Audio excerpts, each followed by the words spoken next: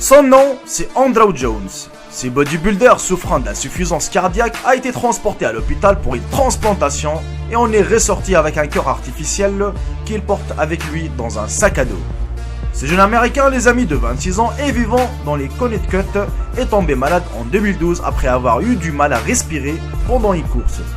Il s'est ensuite inquiété sérieusement quand 2 ans plus tard, il a commencé à cracher du sang tout en développant une forte fièvre. À l'hôpital, les médecins lui ont diagnostiqué une cardiomyopathie, une maladie héréditaire du muscle cardiaque. Il est ensuite devenu si faible qu'il ne pouvait pas se tenir debout, marcher ou s'habiller lui-même. C'est quelque chose que je ne voudrais jamais souhaiter, même à mon pire ennemi. Vous ne pouvez pas respirer, vous ne pouvez pas penser, vous ne pouvez ni manger, ni même dormir. Il a confié ça aux journalistes. Vivre avec cette maladie l'a amené à la limite de la dépression et la douleur physique. Il devrait même arrêter de travailler parce qu'il n'était pas capable de se tenir debout plus de 10 minutes.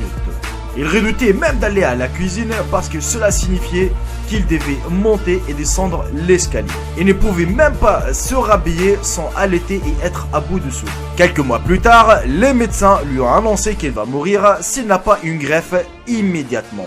Et comme il n'y avait pas d'organes disponibles, il a été équipé d'un stimulateur cardiaque et un cœur artificiel dont il porte maintenant dans un sac sur le dos.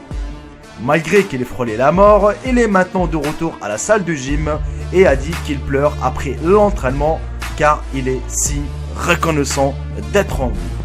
Et depuis qu'il a eu le cœur artificiel implanté, il a lentement récupéré et est maintenant de retour à la formation dans le gymnase. Son cœur artificiel a 2 tubes qui sortent du corps et sont reliés à une machine qu'il porte dans un sac. La machine fournit de l'air comprimé dans les ventricules pour permettre au sang d'être pompé à travers le corps. Franchement les amis, si vous voulez savoir mon avis, c'est un champion à mes yeux. Et je félicite Monsieur Jones car il s'est battu, il n'a pas laissé... il n'a pas baissé les bras, il n'a pas perdu l'espoir de vivre autre chose. Non, et en plus, il accepte sa forme actuelle qui est d'avoir un cœur artificiel qui le porte tout le temps dans un sac sur le dos. Or que nous, maintenant, si on n'a plus de travail, si on n'a pas d'argent ou autre chose, on perd tout de suite l'espoir, on perd tout de suite confiance, on baisse les bras immédiatement et on se combat jamais pour nos projets justement. Lui, c'était juste pour vivre les amis, c'était sa vie, soit la vie, soit la mort, un des deux, il n'a pas le choix. Donc du coup, en plus, là maintenant, il est retourné à la gymnastique, voilà, il vit normal, il est content, il est heureux, il oublie qu'il a un cœur artificiel, mais il sait qu'il est là, qu'il est vivant, qu'il est aimé par les gens, c'est le plus important. Et vous les amis, à votre place, enfin à sa place, auriez dû faire ça, sérieusement? Répondez-moi ça dans l'espace commentaire. Sinon, je félicite Monsieur Jones d'avoir fait ça.